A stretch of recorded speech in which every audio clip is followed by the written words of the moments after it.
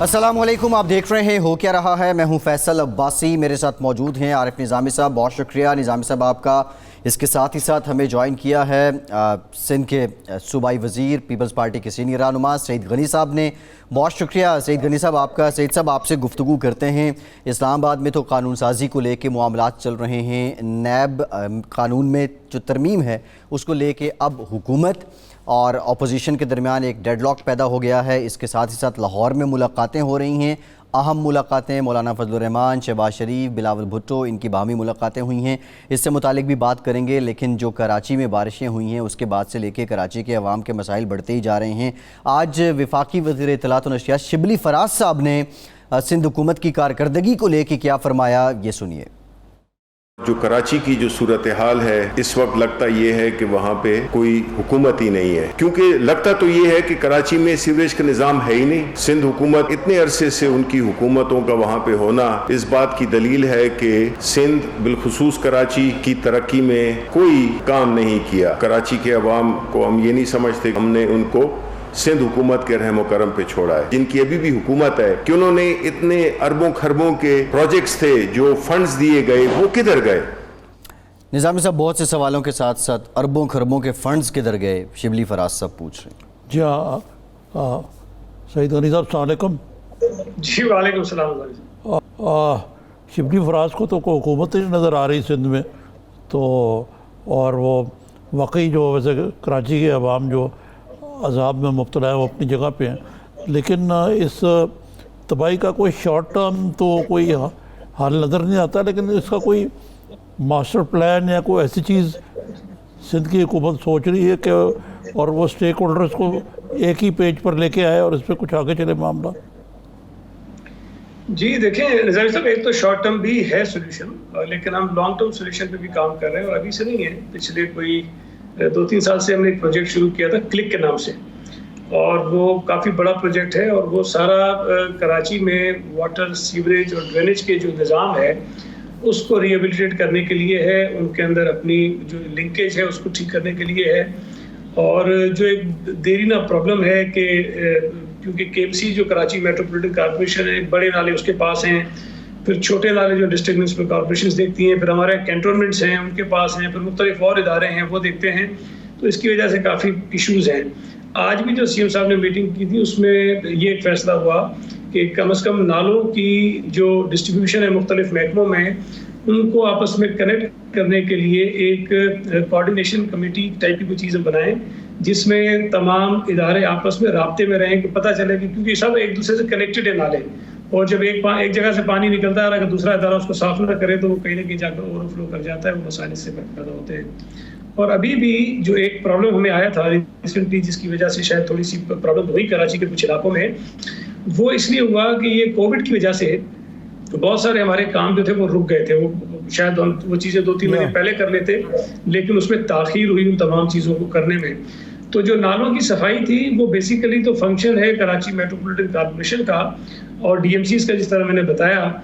लेकिन चूंकि उन्हें पिछले कुछ बरसों में हमने पैसे भी दिए, लेकिन शायद उस तरह से काम नहीं हो सका जिस तरह से होना चाहिए था। तो इस मरतबा सिंध हुकूमत ने खुद एक प्रोजेक्ट शुरू किया स्वीप के नाम से, और उस प्रोजेक्ट के ज़रिए हमने ये काम शुरू किया। तो उस पर कुछ 20-25% काम हमने कर लिया इनिशियली, जिसमें केएमसी खुद ऑन बोर्ड है। ये नहीं कि हम उनको एक तरफ रखा हुआ है, केएमसी ऑन बोर्ड है उसमें। और उसमें हमने जो चोकिंग पॉइंट्स थे नालों के, उनको पहले मरहले में काफ़ी हद तक क्लियर किया और अच्छी खासी हमने सफाई उनकी कर ली।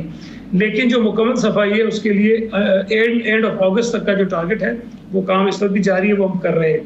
अच्छा, जो प्रॉब्लम हुआ है, मैं थोड़ी सी खैर बात कर भी देनी चाहिए कि मीडिया भी कहीं थोड़ा सा हमारे साथ अनफेयर कर जाते हैं। कराची शहर बहुत बड़ा है और कराची शहर शायद अनप्लान्ड तरीके से ये फैला है, वसी हुआ है, की आबादी बढ़ी है, ये बहुत बड़ा मसला है।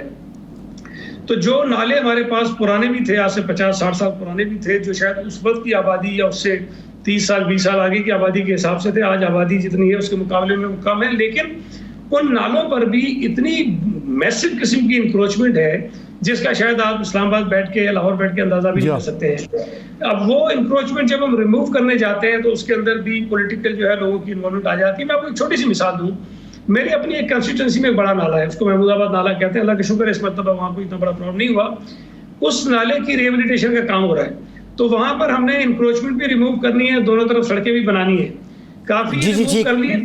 کچھ انکروچمنٹ جو رہتی ہے وہاں پر میئر صاحب بھی آئے ان لوگوں کے حق میں جن کی انکروچمنٹ ہے, ان کو کہا کہ آپ مت ہٹائیں, ہم آپ کے ساتھ کھڑے ہیں. علی زیدی صاحب بھی آئے وہاں پر, کیونکہ ان کی بھی کنسٹیٹوئنسی ہے, وہ بھی وہاں پر آئے کہ جناب آپ یہ انکروچمنٹ نہ ہٹائیں, دیکھتے ہیں کون آپ کو یہاں سے اٹھاتا ہے. تو اگر پولیٹیکل پوائنٹ اسکورنگ کی جائے گی کراچی شہر کے ایشوز کے اوپر بھی, تو پھر یہ مسائل پیدا ہوتے ہیں. اور میں یہ سمجھتا ہوں جی سعید غنی صاحب, ایک تو شبلی فراز صاحب کے اس سوال کا جواب کہ یہ خربوں کے فنڈ کدھر گئے, دوسرا آپ پہ یہ بھی, آپ کی جماعت پہ یہ الزام لگ رہا ہے کہ 12 سال سے مسلسل آپ اس شہر میں, اس صوبے میں حکمرانی کر رہے ہیں, یہ کوئی آج کا مسئلہ تو نہیں ہے, کیا پہلے حکومت نے کام نہیں کیا؟ سر ایک تو دیکھیں, یہ بات ہم جب کہتے ہیں تو اس کا بھی مذاق اڑایا جاتا ہے. بھائی بارش تو پوری دنیا میں ہوتی ہے, ہمارے پورے ملک میں ہوتی ہے, اور اگر کوئی یہ کہے کہ باقی جگہوں پہ سڑکوں پہ پانی نہیں ٹھہرتا, وہ تو آسمان سے گرتا ہے اور زمین پر پہنچنے سے پہلے ہوا میں تحلیل ہو جاتا ہے, تو پھر تو میں مان لوں گا کہ ہم نالائق ہیں, ہماری وجہ سے پانی زمین پہ آ جاتا ہے, سڑکوں پہ رک جاتا ہے. لیکن اگر باقی شہروں میں بھی یہ پرابلم رہتا ہے, لیکن چونکہ کراچی میڈیا کی نظر میں زیادہ رہتا ہے, اس لیے یہاں پرابلمز لوگوں کو زیادہ نظر آتے ہیں. میں نے برسات کے دن, جس دن بارش ہوئی پہلی 26 تاریخ کو غالباً, اگر میں باہر نکلا لوکل گورنمنٹ منسٹر کے ساتھ, میں نے ویڈیوز بنائی کہ سڑکیں صاف ہے, تو اس پر بھی لوگوں کا اعتراض تھا کہ بھئی آپ یہ کیوں دکھا رہے ہیں. بھائی میں یہ دکھانا چاہ رہا ہوں کہ کراچی کی بڑی شاہراہیں ایسی بھی تھیں جن پر ایک قطرہ پانی نہیں تھا, وہ بالکل صاف تھی, تو وہ بھی ایک چہرہ تھا کراچی کا, لیکن دکھایا وہ جا رہا تھا جہاں پہ پانی زیادہ تھا. کچھ علاقوں میں نالے اوور فلو کر گئے تھے, اس کی بھی وجوہات ہیں. اورنگی ٹاؤن میں اگر آپ کے نمائندے کبھی جائیں, جس نالے کی وہ بات کرتے ہیں, اس نالے کے اوپر گھر بنے ہوئے ہیں, اوپر. اب ظاہر ہے کہ جب نالا اوور فلو کرے گا تو ان گھروں میں پانی جائے گا. ایک اور آبادی ہے اورنگی ٹاؤن کی, وہاں بھی پانی گیا, لیکن اس آبادی کو اگر آپ دیکھیں تو وہ نالے کے ساتھ بالکل جڑے ہوئے ہیں. ظاہر ہے کہ نالے کا پانی جب بڑھے گا, اوور فلو کرے گا, ان آبادی میں جائے گا. اچھا ایک میں اور بات کر دوں, کہیں پر نالوں کے ساتھ ریٹیننگ وال بنی ہوئی ہے, وال اس لیے بنائی جاتی ہے کہ پانی آبادی میں نہ جائے, لیکن وہاں سے رہنے والے لوگوں نے اسی ریٹیننگ وال میں 2-2 فٹ کے بڑے بڑے سوراخ کیے ہوئے ہیں, اور ان سوراخوں سے اپنے پائپ گزارے ہوئے ہیں. جب پانی آیا اس نالے کے اندر, انہی سوراخوں کے ذریعے آبادی میں چلا گیا. جی صحیح ہے, بہت سارے وجوہات ہیں جس کی وجہ سے جو لوگ. یہ بتائیے کہ کراچی ایک بہت بڑا شہر ہے, ظاہر مسائل بھی بڑے ہیں. یہ برسات میں یہ ہر سال توجہ اس طرف ہوتی ہے, پچھلے سال بھی مجھے یاد ہے علی زیدی صاحب بڑے ایکٹیو تھے, اس کے بعد سب بھول جاتے ہیں کہ نہیں. لیکن اب میں آپ کو دوسری طرف چلتا ہوں, لاہور میں اس وقت سیاست کا محور بنا ہوا ہے, اور سارا جو اس میں جو سینٹرل رول ہے وہ آپ کے چیئرمین بلاول بھٹو صاحب کا ہے. وہ شہباز شریف سے ملاقات ہوئی ہے ان کی, قابل عظیم مولانا فضل الرحمان کی شہباز شریف سے ہوئی, تو بلاول صاحب جو ہیں, اور پھر آج ملے ہماری ہوٹل میں فضل مولانا صاحب سے. تو یہ اس دفعہ یہ تو نہیں ہوگا کہ سارا میلہ سجا کے پچھلی دفعہ کی طرح بلاول صاحب اور شہباز شریف صاحب پیچھے ہٹ جائیں اور مولانا کو اکیلا چھوڑ دیں؟ نہیں, میرا نہیں خیال ہے. دیکھیں ایک تو نظامی صاحب آپ بھی جانتے ہیں کہ اس وقت اس ملک کی معیشت کی جو صورتحال ہے, اس وقت اس ملک میں مہنگائی کی جو صورتحال ہے, اس وقت اس ملک میں جو چیزیں, چینی کا بحران کیسے نالائکی کی وجہ سے پیدا ہوا, گندم کا بحران ان کی نالائکی سے پیدا ہوا, پیٹرول کے کرائسس ان کی نالائکی سے پیدا ہوئے, پی آئی او کو انہوں نے اپنی نالائکی سے ڈبو دیا, دوائیوں کی قیمتیں کہاں چلی گئی ہیں, گیس کی قیمتیں یہ بڑھاتے جا رہے ہیں, بجلی مہنگی ہوتی جا رہی ہے, روزمرہ استعمال کی اشیاء مہنگی ہوتی جا رہی ہیں. تو ان حالات میں جب عوام مشکل میں ہوں تو سیاسی جماعتیں اگر لوگوں کے ساتھ نہیں کھڑی ہوں گی تو سب سے زیادہ نقصان ان سیاسی جماعتوں کو ہوگا. تو جو اپوزیشن کی پولیٹیکل پارٹیز ہیں, بلکہ میں تو یہاں تک بھی کہوں گا کہ جو حکومت کی اتحادی جماعتیں ہیں, جو ڈیسیشن میکنگ میں شاید ان کا کردار اتنا نہیں ہے, لیکن پی ٹی آئی کی نااہلی کا بوجھ ان کے اوپر بھی آ رہا ہے, ان کے لیے بھی یہ بہت مشکل ہے کہ وہ حکومت کے سخت اور نالائق اور مطلب بالکل برے فیصلوں میں ان کے ساتھ اگر کھڑے ہوں گے تو لوگ ان کو کسی صورت میں قبول نہیں کریں گے. تو اپوزیشن کے پاس اس وقت چوائس کوئی نہیں ہے سوائے اس کے کہ اس حکومت کے خلاف جو ہے وہ کمپین ہو, کوئی مہم ہو, کوئی پروٹیسٹ ہو, کوئی ایجیٹیشن ہو, تاکہ اس حکومت سے اس ملک کی جان چھڑائی جا سکے, تاکہ یہ ملک آگے بڑھے, اس ملک کی معیشت بہتر ہو سکے. تو میرا نہیں خیال ہے کہ کوئی بھی سیاسی جماعت یہ افورڈ کر سکتی ہے کہ اس حکومت کو موجودہ حالات میں کنٹینیو کرنے کی وہ اجازت دے سکے. اچھا سعید غنی صاحب, یہ بات تو ٹھیک ہے, لیکن جو ابھی اسلام آباد میں چل رہا ہے ایک ڈیڈ لاک برقرار ہے. شہری رحمان صاحبہ نے بھی تصدیق کی کہ نیب کے قانون میں ترمیم کو لے کے اپوزیشن کی بات نہیں سنی جا رہی ہے. یہ جو موجودہ سیاسی حالات ہیں، ایک تو پچھلے 24 گھنٹے میں ایک دم سے اس میں اتنی زیادہ ڈیولپمنٹس ہو رہی ہیں، اور آپ کی پارٹی چاہتی کیا مڈ ٹرم کے حامی ہیں آپ کی جماعت، یا آپ صرف یہ چاہتے ہیں کہ وزیر اعظم جو ہیں وہ تبدیل ہو جائیں، یا آپ ٹینیور پورا کرنا دینا چاہتے ہیں؟ اور دوسرا بارگین کیا ہو رہا ہے حکومت کے ساتھ جو اسلام آباد کے میٹرز ہیں ان میں جو ایک اور آپشن ہے جی کوئی پچھلی دفعہ تو مولانا صاحب تحریک چلانا چاہتے تھے نا، جی دھرنا دینا چاہتے تھے، وہ بھی آپشن آن ٹیبل ہے ابھی سعید غنی صاحب. دیکھیں پہلی بات جو آپ نے کہی کہ ہماری پیپلز پارٹی چاہتی کیا ہے، دیکھیں اس وقت جو ملک کے حالات ہیں، اگر یہ کورونا والا ایک ایشو ہے کووڈ کا جس کی وجہ سے تھوڑی سی پرابلم ہوتی ہے، لیکن ادروائز تو ہم سمجھتے ہیں کہ نئے الیکشن ہی بہتر راستہ ہیں، اور ایک وہ آئینی طریقہ کار ہے اور وہ ہو جائیں، اور اس کا طریقہ یہ ہے کہ عوامی دباؤ جو ہے اس حکومت پر ڈالا جائے، اور حکومت کمزور ہے، ان کے اپنے اندر بہت سارے ایشوز ہیں، معاملات ہیں، لڑائیاں جھگڑے ہیں، تو یہ کوئی مشکل کام نہیں ہے، دباؤ ڈالا جا سکتا ہے ان پہ، اور اس کے لیے ظاہر ہے کہ کوئی تحریک بھی چل سکتی ہے. لیکن کووڈ جو ہے جس نے پوری دنیا کو ڈبویا ہے، لیکن وہ شاید بلیسنگ ان ڈسگائز اس گورنمنٹ کے لیے ضرور بنی کہ ایک تو جو معیشت کا بیڑا غرق یہ خود کر رہے تھے اس کا انہوں نے برڈن کووڈ پہ ڈال دیا. دوسرا یہ ہوا کہ کووڈ کی وجہ سے پولیٹیکل ایکٹیویٹیز جو ہیں وہ بہت محدود ہی ہو گئی، بلکہ شاید نہ ہونے کے برابر رہ گئی تھی. تو اس وقت بھی اگر نئے انتخابات کے راستے میں کوئی ایک چیز رکاوٹ بن سکتی ہے تو وہ کووڈ ہے، جس کی وجہ سے شاید کوئی ایک ذہن میں کہیں یہ خیال ہے کہ فی الحال انتخابات کو نہیں ہونا چاہیے. لیکن اس حکومت کو ہٹانے کے اور بہت سارے آئینی راستے موجود ہیں کہ اس حکومت کے پاس سادہ اکثریت بھی اسمبلی کے اندر نہیں ہے، یہ بہت سارے پرائے کاندھوں کے اوپر کھڑی ہے، چھوٹی چھوٹی جماعتیں ان کی اتحادی ہیں، اور جس طرح میں نے کہا کہ حکومت کی نااہلی کا بوجھ وہ اتحادی کب تک اٹھائیں گے مجھے نہیں پتا، لیکن شاید وہ وقت جلد آئے گا جب وہ اپنے آپ کو اس کولیشن سے الگ کر لیں گے. تو اگر وہ الگ ہو جاتے ہیں تبھی حکومت فارغ ہو جاتی ہے، پھر ظاہر ہے کہ ایک چانس ہوگا اپوزیشن کے پاس کہ اپنا پرائم منسٹر لے کر آ جائے. صحیح صاحب، یہ تو باقی باتیں ٹھیک ہیں آپ کی، لیکن جب تک دیکھیں نا حکومت کا قلعہ مضبوط ہے، جو ان کو لانے والے ہیں وہ ان کے ساتھ ہیں، تو یہ کس طرح حکومت جائے گی؟ کیا ان سٹیک ہولڈر سے جو بھی بات کریں گے آپ، جو جن کا کہا جاتا ہے کہ یہ ان بیساکھیوں پہ کھڑی ہوئی حکومت؟ عارف صاحب دیکھیں، اس ملک کے ساتھ سب کے مفادات وابستہ ہیں. اگر پیپلز پارٹی کا بھی کوئی انٹرسٹ ہے تو وہ اس وقت ہم حاصل کر سکتے ہیں جب اس ملک کی معیشت ٹھیک ہو، اس ملک کے حالات ٹھیک ہو، یہ ملک ٹھیک چلے. اسی طرح ہمارے جتنے بھی ادارے ہیں جن کے کاندھوں پر یہ حکومت اپنے آپ کو مضبوط اور مستحکم سمجھتی ہے، وہ بھی یہ افورڈ نہیں کر سکتے، وہ سروائیو نہیں کر سکتے اگر آپ کی ملک کی معیشت ڈوب رہی ہو، آپ کے ملک کے حالات برے ہو رہے ہوں، اور اس حکومت کی نالائکی کی وجہ سے ان کی طرف بھی انگلیاں اٹھ رہی ہوں اور شاید تنقید کا نشانہ وہ بن رہے ہو. تو یہ بڑا مشکل کام ہے کسی بھی ادارے کے لیے، کسی بھی فرد کے لیے، کہ اتنی نالائق اور نائل حکومت کا بوجھ اپنے کاندھوں پر اٹھا کے رکھے. قصور اس نالائق حکومت کا ہو اور جو تنقید ہے وہ ان کے اوپر ہو. تو میں یہ سمجھتا ہوں کہ اگر ملک کے مفاد کسی کو عزیز ہیں تو ملک کے مفاد میں یہ بہت ضروری ہے کہ اس حکومت کو فوری طور پر جانا چاہیے. ٹھیک ہے. اچھا سعید صاحب، چلیں یہ بات اپنی جگہ. لاسٹ کویسچن آپ سے، یہ جو کراچی کے مسائل ہیں اس پہ کوئی گرینڈ الائنس بنائیں گے کیا؟ کراچی کی جماعتوں کو شامل کر کے اس پہ بھی کوئی اے پی سی بلائیں گے کہ کوئی روڈ میپ ہی طے ہو جائے، آئندہ بچ سکیں ان مسائل سے؟ فیصل، ہمارا اس صوبے میں جتنی سیاسی جماعتیں ہیں ان کے ساتھ ٹھیک رابطہ ہے، ان سے بات بھی کر سکتے ہیں، اور ہمارے ساتھ کوئی اتنا بڑا پرابلم نہیں ہے، سوائے یہ جو نئے مصیبت اس ملک کے گلے میں پڑ گئی ہے پی ٹی آئی، جن کے کوئی مورل ویلیوز نہیں ہے، جن کے اندر کوئی پولیٹیکل میچورٹی نہیں ہے، صرف وہ پوائنٹ اسکورنگ کرنا چاہتے ہیں، اور ان کی پوری جو ہے وہ سوشل میڈیا اور میڈیا کے اوپر نیگیٹو پروپیگنڈا کر کے اپنا مقصد حاصل کر لیتے ہیں.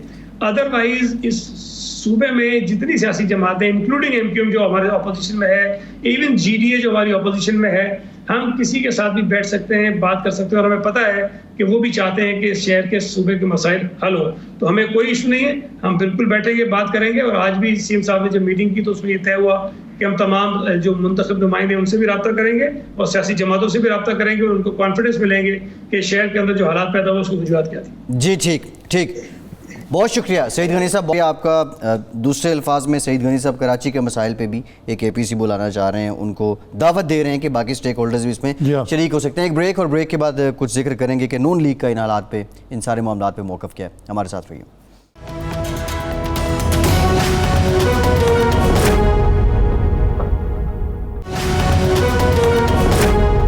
بریک بریک کے بعد ایک بار پھر سے آپ کو خوش آمدید کہیں گے. بریک میں ہمیں جوائن کیا ہے مسلم لیگ نون کے سینئر رہنما ملک احمد خان صاحب نے. بہت شکریہ ملک صاحب آپ کے وقت کا. آپ سے بھی گفتگو کرتے ہیں. اس کے ساتھ ہی ساتھ پاکستان تحریک انصاف کے سینیٹر ولید اقبال صاحب نے بھی ہمیں جوائن کیا ہے. ولید صاحب آپ کا بھی شکریہ, آپ سے بھی گفتگو کرتے ہیں. نظامی صاحب یہ سب معاملات تو ایک جانب چل رہے ہیں, اس کی کچھ پولیٹیکل آپٹکس بھی ظاہر ہیں, لیکن یہ نیب کے معاملے پہ ڈیڈ لاک کیوں برقرار ہو گیا ہے؟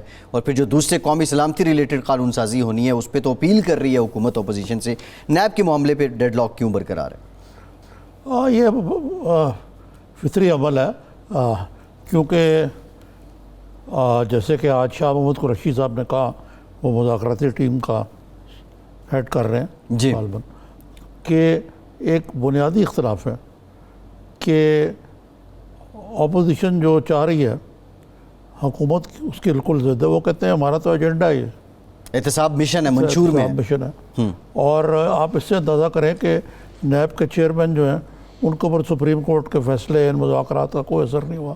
آج شہباز شریف, حمزہ شہباز, شاہزہ خان ورزی کے خلاف نئے ریفرنس کی انہوں نے منظوری بھی دے دی ہے.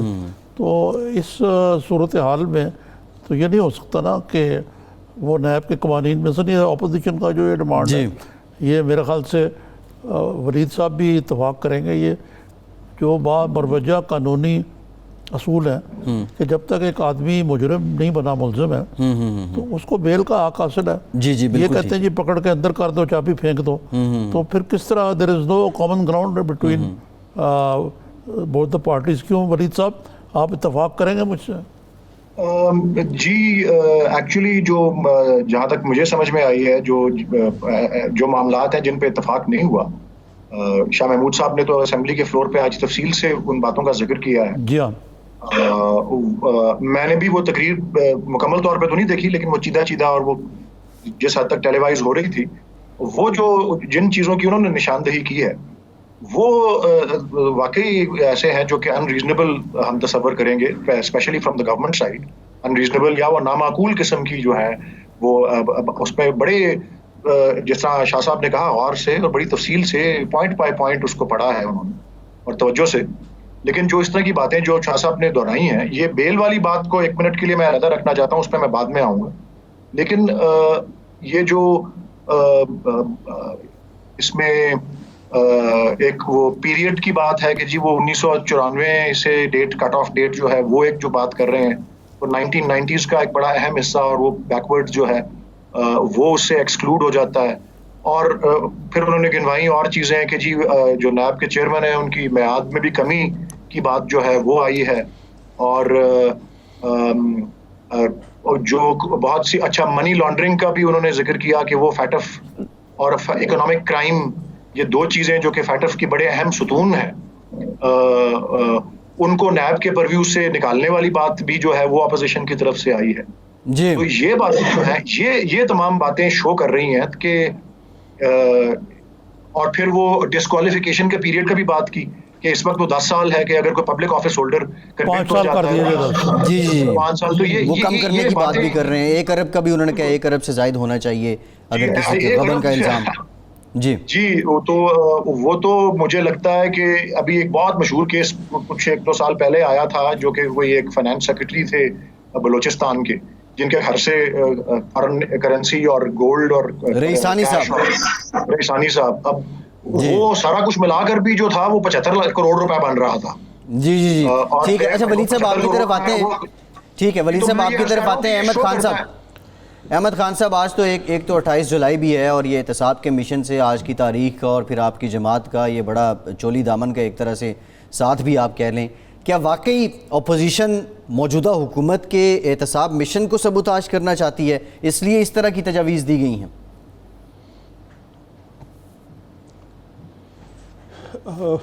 نہیں بس اب دیکھیں, میں یہ کہوں گا کہ آپ زیادہ مناسب یہ ہوگا کہ ہم اس کو ذرا تھوڑی سی مختلف کسوٹی پہ پرکھ لیں.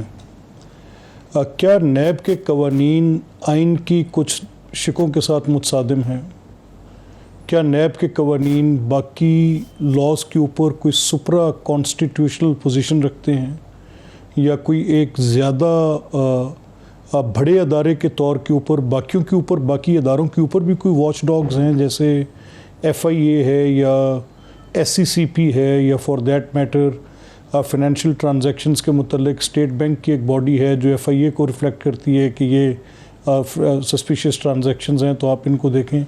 تو یہ ساری کیا ایک کوئی لیجسلیشن کے اندر ایسی چیز بھی ہے جو نیب کو یہ اختیار دیتی ہے کہ وہ ان کے اوپر کو کاؤنٹر چیک کی پوزیشن کے طور پہ بیٹھے؟ ہماری جو ترامیم ہے ہم نے بیسکلی ان لاز کے ساتھ اس کو ایک تو اس کی کورسپونڈنگ جو پروویژنز ہیں باقی لاز کی ان کے ساتھ ان لائن کیا ہے. پھر جو سپریم کورٹ کے بھی ریسنٹ ججمنٹ آئی ہے اس میں آپ نے دیکھا ہے کہ جن خدشات کا اظہار اپوزیشن کی پارٹیز بڑی شدت کے ساتھ ایک عرصے سے کر رہی تھیں کہ نیب کا لا ایک اوپریشن کے ٹول کے طور پہ یوز ہوتا ہے، تو اینی ٹول وچ از اوپریسولی جس کی یہ خدشات ہوں اور لا کے اندر یہ گنجائش موجود ہو، تو اس لیے اس کو گڈ فیتھ میں نہیں چھوڑ دینا چاہیے کہ ہر کوئی اس کو ان بیٹر سینس میں رکھے گا اور misuse of lawful authority نہیں ہوگی، abuse of process of law نہیں ہوگا. ان کیسز میں ہم نے دیکھا ہے بڑی گلیئرنگ ایویڈنسز ہیں جن میں بڑا کلیئر فرق ہے کہ مس یوز آف اتھارٹی بھی ہوئی، ابیوز آف پروسیس آف لا بھی ہوا. تو ہماری اس سلسلے میں یہ گورنمنٹ سے بات تھی کہ آپ اس کو باقی ملکی قوانین کے ساتھ ایک تو اس کا جائزہ لیا جائے اور جو ترامیم ہم نے رکھی ہیں ان کو اس روشنی میں دیکھا جائے اور سپریم کورٹ کے فیصلوں کی روشنی میں دیکھا جائے، اور پھر نیب کی جو مس یوز آف اتھارٹی کی پریمیسز ہیں جہاں پر زیادہ تر ہمارے اعتراضات ہیں اس پہ دیکھا جائے. تو ان حالات میں جو ہمارا موقف ہے وہ تو یہ. Can you hear me? آپ سن پا رہے ہیں مجھے؟ جی ولید صاحب، یہ بھی ذکر ہوا ہے کہ FATF میں جو مذاکرات ہیں وہ یہ اپوزیشن کے نقطہ نگاہ سے وہ متاثر ہوا. یہ کس طرح آپ نے یہ تعلق جوڑ دیا آپ کی پارٹی نے؟ دیکھیں جی اس میں یہ جو ہمیں بڑی شدت کے ساتھ اس احمد صاحب ولید صاحب سے ذرا اس کا رسپانس لیتے ہیں. احمد صاحب آپ کی طرف آتے ہیں. ولید صاحب یہ جو اچھا جی اوکے جی ولید صاحب آپ ہی بتا دیں. جی میں یہ عرض کرنا چاہ رہا تھا کہ اس میں دو جو ایریاز ہیں امپورٹنٹ جو FATF میں ہیں وہ منی لانڈرنگ اور ٹیرر فائنینسنگ ہے، اور اکنامک کرائم کے بھی کچھ جو ایلیمنٹس جو ہیں وہ اس سے جڑتے ہیں جا کے. تو وہ ڈیفینیٹلی اس میں جو کرپٹ پریکٹسز کی کوئی دائرہ ہے اور ڈیفینیشن ہے، اس میں کچھ ایسی ترامیم میں نے آپ کو عرض کیا. میں تو اس کمیٹی پہ نہیں ہوں، میں نے ان کو خود ابھی نہیں دیکھا، لیکن جو میں نے سنا ہے شاہ صاحب کو کہتے ہوئے وہ تو یہی ہے. اور دوسری بات جو کہ آپ کے پچھلے سوال میں جو بیل کی بات ہوئی تھی اور ابھی جو ملک صاحب نے بھی جو باتیں کی ہیں، ایک تو میں آپ سے درخواست کروں گا، ابھی نہیں لیکن جب آپ کو مناسب سمجھیں کسی اور پروگرام میں، آپ کسی لیگل ایکسپرٹ کو بھی ضرور مدعو کریں، اور علاوہ پالیٹکس کے یا پولیٹیکل کمپلشنز کے اس کی ویسے جو قانون کی جو قباحتیں ہیں یا جو اس میں ایکسیسو باتیں ہیں اس کے اوپر جو ہے یہ جو آئین سے متصادم ہونے والی بات ہے. کوئی قانون سادہ قانون جو ہے آئین کی فوقیت ہے سب سادہ قوانین پر، کوئی قانون آئین سے متصادم نہیں ہو سکتا. اور اس کی بہت سی چیلنجز جو ہے نیب کے قانون کی ہوئی ہیں لیکن کبھی وہ نہیں کامیاب ہوئی کیونکہ آئین کے کسی پروویژن سے اس کو فی الحال آئین کی روح کو منافی نہیں ہو سکتا. نہیں ولید صاحب، لیکن ابھی فی الحال تو میری عرض یہ ہے کہ یہ جو سپریم کورٹ کا جو فیصلہ خاص طور پہ آیا ہے اور جو اس کا جو سبجیکٹ میٹر ہے وہ ہے اریسٹ اینڈ ڈیٹینشن، جس کو ابھی ملک صاحب نے بھی کہا کہ ایکسیسو یوز آف پاور یا مس یوز آف پاور. اچھا ایک بریک لیتے ہیں ولید صاحب ایک بریک، احمد خان صاحب ایک بریک لیتے ہیں، بریک کے بعد اسی پہ بات کریں گے. ہمارے ساتھ رہیے.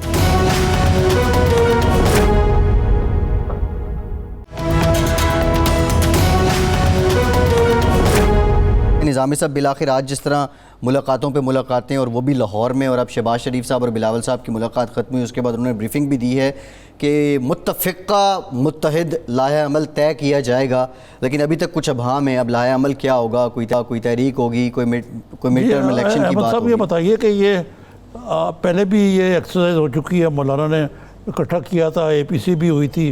جب APC ہوئی تو نہ بلاول صاحب آئے نہ شہباز صاحب آئے اس میں، اور وہ اپنے طلباء لے کے پہنچ گئے اسلام آباد، اور 0+0=0 والا معاملہ. جی اب جو کچھ ہو رہا ہے، اب جو APC آپ بلانے کی طرف جا رہے ہیں، اور اس کے بعد کیا لائحہ عمل ہوگا، اور عوام کیوں کر اعتماد کریں کہ اس دفعہ آپ پھر کوئی مقبوضہ کر کے پیچھے نہیں ہو جائیں گے آپ کے لیڈر؟ جی ملک صاحب. یہ ایسا آپ کا بڑا اچھا سوال ہے اور بڑا ڈائریکٹ کویسچن ہے، اینڈ آئی ایم گلیڈ کہ آپ نے اس کو ایسے ہی اٹھایا. اور حقیقتاً یہ بات ہونی بھی ایسی چاہیے. دیکھیں جب پہلی آپ کے سوال کو میں 2 حصوں میں تقسیم کر لیتا ہوں کہ پہلے جب مولانا کی تھی تو ہمارا بڑا کنسرن تھا, ریزرویشن تھی کہ یہ ان ٹائملی ہے. ابھی حکومت کو آئے جتنا وقت ہوا ہے, کبھی ان کی پرفارمنس گیج کرنے کے لیے اعتراض اٹھے گا, میڈیا میں اٹھے گا, سول سوسائٹی اٹھائے گی, باقی لوگ بات کریں گے کہ ایک جتھا راج کے ذریعے حکومتوں کا گرانا مناسب ایکٹ نہیں ہے. اور ہماری اپنی پولیٹیکل فلسفی بھی یہ ہے کہ ہم اس طرح کی ایک جتھا بندی کر کے نہیں چاہتے کہ یہ گریں حکومتیں. لیکن آج اس کی صورتحال اس لیے مختلف ہے پہلے سے کہ اس وقت حکومت کی کارکردگی جانچنے کے لیے دیکھیں نا, مجھے اعتراض اس وقت مولانا کا مین فوکس ان کی گورنمنٹ کو سلیکٹیو کہنا, ان کے انتخاب پر تھا. وہ اعتراض اٹھاتے تھے کہ انتخابات جعلی ہیں, ہماری بھی یہی وائسز ان کے ساتھ تھی. لیکن اگر ایک تو انتخاب کے اوپر اعتراض ہو اور پھر اس کے اوپر کارکردگی اتنی پور ہو, تو یہ 2 باتیں جب اکٹھی ہو کر بات کریں گی, یعنی ایک ان کی سلیکشن والی بات پہ بھی رہا اور پھر ایک نان ڈیلیورنٹ گورنمنٹ, اور پھر جس قسم کی ہوش روا مہنگائی, جس قسم کی لا لیسنس, جس طرح کی پور گورننس, جس طرح کا پوری سول سروس کا سٹرکچر ایروڈ ہوا ہے, جس طرح نیب کے لا کی ایک بےایمانہ استعمال, جس سے انہوں نے نہ صرف کہ لوگوں کی دیکھیں کبھی کسی سوکس کسی سوسائٹی میں مہذب معاشرے میں ایک ادارے کیا تو لوگ یہ تو ہمیں سب پتہ ہے جو مسائل ہے, یہ تو پی ٹی آئی والوں کو پتہ ہے, ہمیں پتہ ہے. لیکن اس بات کی کیا گارنٹی ہے کہ شہباز شریف صاحب جو ہیں وہ پھر گھر میں بیٹھ جائیں کوارنٹین کر کے اپنے آپ کو آخری مرحلے پہ؟ مولانا سوچیں کہ مجھے دھکا پھر کس نے دے دیا.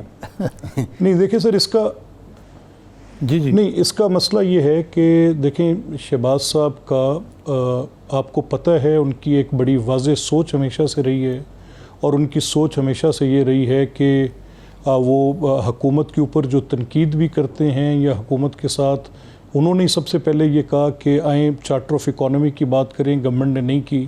ان کی تنقید بھی ایک دائرے کے اندر ہوتی ہے, اور وہ یہ بات ایک خاص مزاج کے ساتھ جس میں کنفرنٹیشن جو ہے that is the last resort.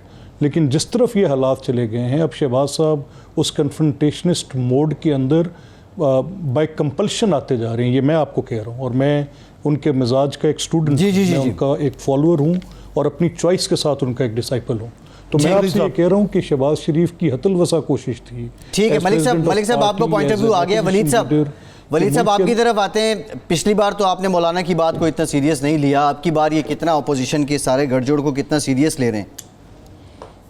جی بس اتنا ہی سیریس جتنا شروع سے لے رہے تھے جی. اور میں اس کے لیے تھوڑی سی آپ کو ایک ٹریجیکٹری, ایک جو ان کا طریقہ کار اور بتانا چاہ رہا ہوں. تھوڑی سی تاریخ جو ہے, حالیہ تاریخ آج شروع کر لیتے ہیں. 25 جولائی 2018 کو جو الیکشن ہوا, تو 26 جولائی کو ہی جو ہے یہ سارے اکٹھے ہو گئے تھے اور کھڑے ہو کے سیڑھیوں پہ فوٹویں بھی کھنچوائی تھیں, اور وہ فوٹیج بھی آئی تھی, اور انہوں نے ایک الائنس کا اعلان بھی کیا تھا.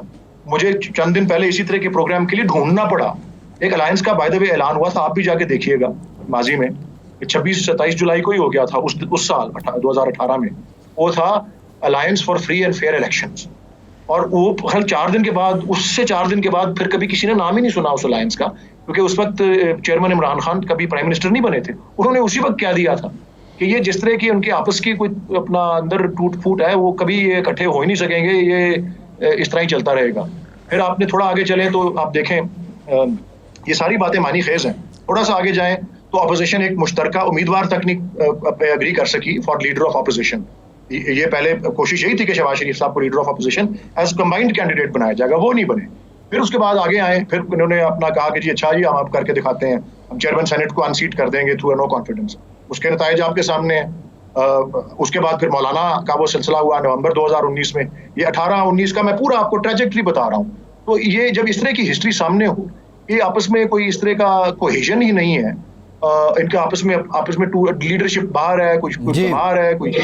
تو ہم بس, میرا جواب آپ کے سوال کا آئی ہوپ اسی ٹریجیکٹری اور اسی ہسٹری سے آپ کو مل جاتا ہے کہ اس کے پیش نظر کتنا سیریسلی اس کو لینا چاہیے, اتنا ہی سیریسلی کہ جتنا آپ چائے کی پیالی میں ایک طوفان کو لیں. جی ٹھیک ہے. لیکن اب عوام کے جذبات جو کامن, جو آپ کہہ لیں کہ امپریشن ہے, وہ خاص سے مختلف ہیں ولید صاحب, حکومت کے حق میں نہیں ہے اس طرح. ایک بریک لیتے ہیں اور بریک کے بعد جب واپس آتے تو اسی سے متعلق بات کریں گے. ہمارے ساتھ رہیے.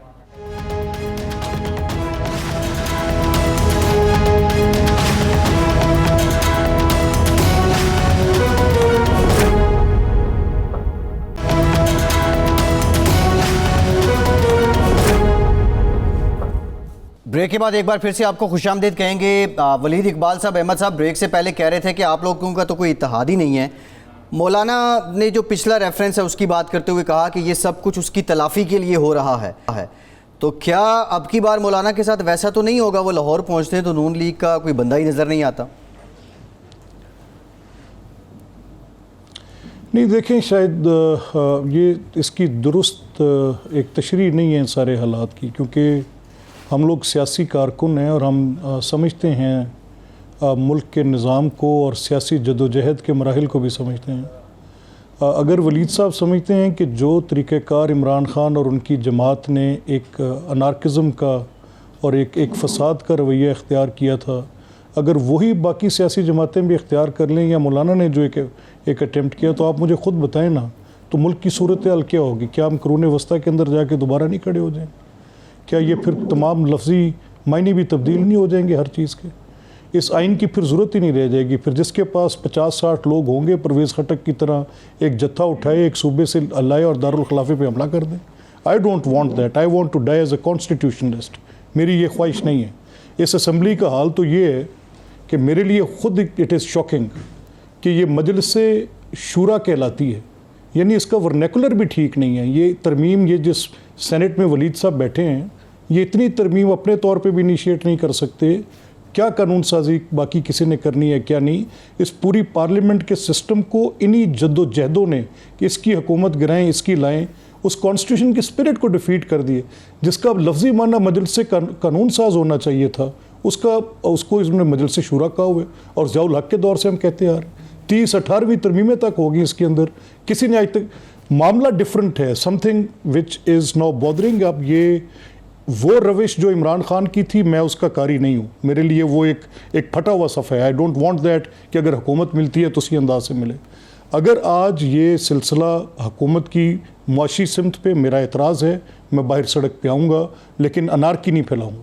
مجھے حکومت کی سماجی سمت پہ اعتراض ہے کہ بہت پولرائزیشن اس نے پیدا کر دی. جی ٹھیک ہے. ایک گالی اور گولی کا ماحول اس نے پیدا کر دیا.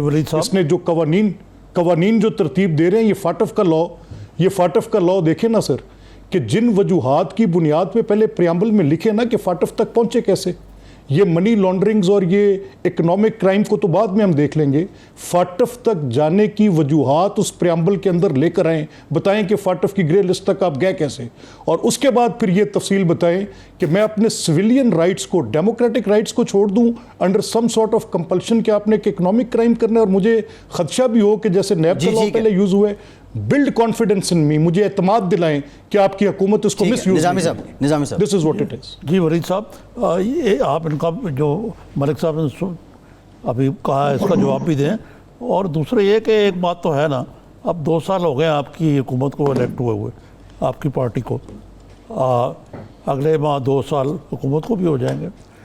وہ میں سوچ رہا تھا کہ میں ایک پروگرام کروں 2 سال کی achievements of P T I government, تو میں سمجھ نہیں آ رہی تھی کہ کیا اچیومنٹ ہے جس پہ میں ڈونگرے برساؤں تعریف کے. آپ ہی بتا دیں مجھے. نہیں جی، ابھی تو دیکھیں، ایک تو سرکاری طور پہ اور باضابطہ طور پہ جو اس کی پوری فہرست آپ کو تفصیل جو ہے، وہ تو جب 2 سال مکمل ہوں گے، جو کہ 18 اگست کو ہونے ہیں، وہ آپ کو پیش کر دی جائے گی. لیکن بہت سی گنوانے والی چیزیں ہیں اگر میں گنوانا شروع کروں. لیکن میں پہلے ملک صاحب کی باتوں کو 1-2 کو ایڈریس کرنا چاہ رہا ہوں. دیکھیں جی، کوئی کانسٹیٹیوشنلسٹ جو میں اپنے آپ کو شمار کرتا ہوں، اپریشیٹ نہیں کرے گا بلکہ مذمت کرے گا اس طریقے کی جس پہ جنرل ضیاء الحق نے مسخ کیا آئین. اور اس میں بلکہ 18ویں ترمیم میں بھی یہ جو لفاظی ہے جو جنرل ضیاء نے انٹروڈیوس کی، یہ وہ وقت تھا 18ویں ترمیم میں جب 2 بڑی پارٹیاں ایک ساتھ تھیں اور اس کو کر لیتی. جس طرح سے ایک لفظ کو انہوں نے آبجیکٹیو ریزولوشن سے نکال دیا تھا جو کہ اینیکس میں لگی ہوئی ہے، فریلی کا، جو مائنورٹیز کے رائٹس کا تھا، جو جنرل ضیاء نے نکال دیا تھا، تاریخ کو مسخ کیا تھا. اور اس کو بھی سپریم کورٹ نے آبزرو کیا کہ ٹھیک ہے 18ویں ترمیم میں اس کو واپس تو ڈال دیا، لیکن کتنا وقت لگا کہ 85 میں اس کو کیا تھا مسخ، اور کرتے کراتے وہ 2010 تک یہ جو ہے اس کا انتظار رہا. اور اس کے ساتھ ساتھ یہ بھی ایک بات ہے کہ یہ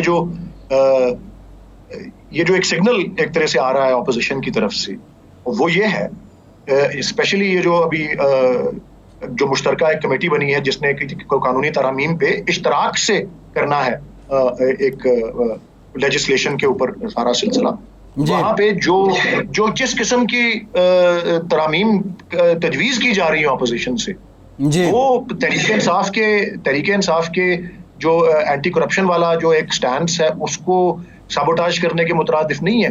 وہ اس سارے پروسیس کو جو آپس میں بیٹھ کے اشتراک سے لیجسلیشن کرنا ہے, وہ اس کے اوپر جو سابوٹاج ہے اس کے مترادف ہے. میں یہ سمجھتا ہوں وجہ اس کی یہ ہے کہ آپ قانونی ماہرین اور سیاسی بھی افراد سارے اگریڈ ہیں کہ جی نیب کے قانون کے ایکسیسو پارٹس کون سے ہیں, خاص طور پہ جن کا تعلق اریسٹ اور ڈیٹینشن سے ہے, اس پہ نیگوشیبل ہے. وہ ایسی چیزیں لا رہے ہیں جس کا شاہ صاحب نے آج ذکر کیا, جو کہ بنتی ہی نہیں ہے اور جو شو کرتی ہیں کہ وہ سابوٹاج کرنا چاہتے ہیں اس اشتراک کے پروسیس کو.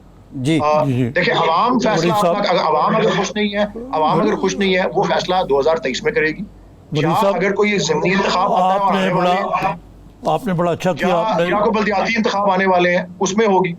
ولید صاحب میں کہہ رہا تھا کہ آپ نے بڑا اچھا کیا, آپ نے ضیاء الحق کا ذکر کیا. یہ مشرف کی ایک ڈکٹیٹر کی بنایا ہوا قانون ہے نیب کا, یہ کوئی نہیں کہتا کہ اکراس دا بورڈ اکاؤنٹیبلٹی نہیں ہونی چاہیے, ٹرانسپیرنسی نہیں ہونی چاہیے, لیکن آپ اس قانون کا جتنا فائدہ اس حکومت نے اٹھایا, شاید مشرف کے بھی اس وہم و گمان میں نہیں ہوگا کہ اس کالے قانون کی کتنی برکتیں جو ہیں وہ آپ پر نازل ہوں گی. اور جو چیزیں ڈیموکریٹک نارم کے خلاف ہیں اس کو کس طرح آپ ڈیفینڈ کر سکتے ہیں ایک ڈیموکریٹکلی الیکٹڈ گورنمنٹ کے ہوتے ہوئے کہ اس کو ڈیموکریٹائز کریں, کراس دا بورڈ کریں, ٹرانسپیرنٹ کریں. آج آپ سروے کرا لیں تو کوئی بھی یہ نہیں کہے گا کہ یہ جو نیب کا قانون ہے یہ انصاف کے تقاضے, قانون کے تقاضے, پاکستان کا آئینی تقاضے کسی میں بھی پورا اترتا ہو. دیکھیں جی, میں اس بات کو قابل اعتراض سمجھتا ہوں کہ آپ نے جس طرح یہ کہا, اور بڑے ادب و احترام کے ساتھ, کہ اس قانون کا جو فائدہ یا ناجائز فائدہ آپ جو کہہ رہے ہیں, جتنا ہماری حکومت ورڈز ٹو دیٹ افیکٹ یا چلیں جو بھی ہے جتنا فائدہ اٹھایا ہے جو کہ وہ تو مشرف نے بھی نہیں اٹھایا ہوگا, یہ میں قابل اعتراض سمجھتا ہوں. میں سمجھتا ہوں یہ تاریخ سے مطابقت نہیں رکھتا. یہ سب کو پتا ہے کہ کس طرح سے, یہ میرا ویو ہے. آپ بھی سیگری کر سکتے ہیں. ولید صاحب, اچھا احمد صاحب ٹائم کم ہے, ولید صاحب ہمارے پاس ٹائم کم ہے. احمد صاحب میں آپ کی طرف آتا ہوں. آپ شرپاؤ کو کس طرح ڈیفیکٹ کروایا, ٹھیک ہے. اچھا احمد صاحب آپ کی طرف آتا ہوں. اور نیب آزاد مقرر کیے تھے, ہم نے تو نہیں مقرر کیے, آزاد ادارہ ہے. ولید صاحب ٹھیک ہے. احمد صاحب آپ کی طرف آتا ہوں. ایک تو اس پہ کمنٹ کر دیں. دوسرا, حکومت آپ سے یہ کہہ رہی ہے کہ ہم اپیل کرتے ہیں کہ قومی سلامتی سے متعلق قانون سازی پہ ہمارے ساتھ تعاون کریں, اور ساتھ یہ بھی کہہ رہی ہے کہ نیب کے معاملات پہ ہم جو ہے وہ نہیں کر سکتے, ہمارا مشن متاثر ہوگا. کیا کہیں گے اس پہ؟ نہیں دیکھیں نا, میں نے تو یہ جو فرق پہلے نظامی صاحب نے نکالا وہ تو بڑا واضح ہے کہ مشرف کی حکومت کا فرق تو یہ تھا کہ انہوں نے حکومت میں رہتے ہوئے قانون بنا کے شارٹ کمنٹ کیجئے گا پولیٹیکل پارٹیز ٹرم کر دیں. نیب نے یہ کیا. جی شارٹ کمنٹ کر دیں. نیب نے یہ کیا, لیکن یہاں تو نیب نے پولیٹیکل پارٹیز ٹرم بھی کی, حکومت بنائی بھی اور اب چلا بھی رہی ہے. جی ٹھیک ہے. ملک احمد خان صاحب بہت شکریہ آپ کا. سینیٹر ولید اقبال صاحب شکریہ. نظام صاحب آپ کا شکریہ. آج کے پروگرام سے اتنی. فیصل عباسی کو اجازت دیجیے.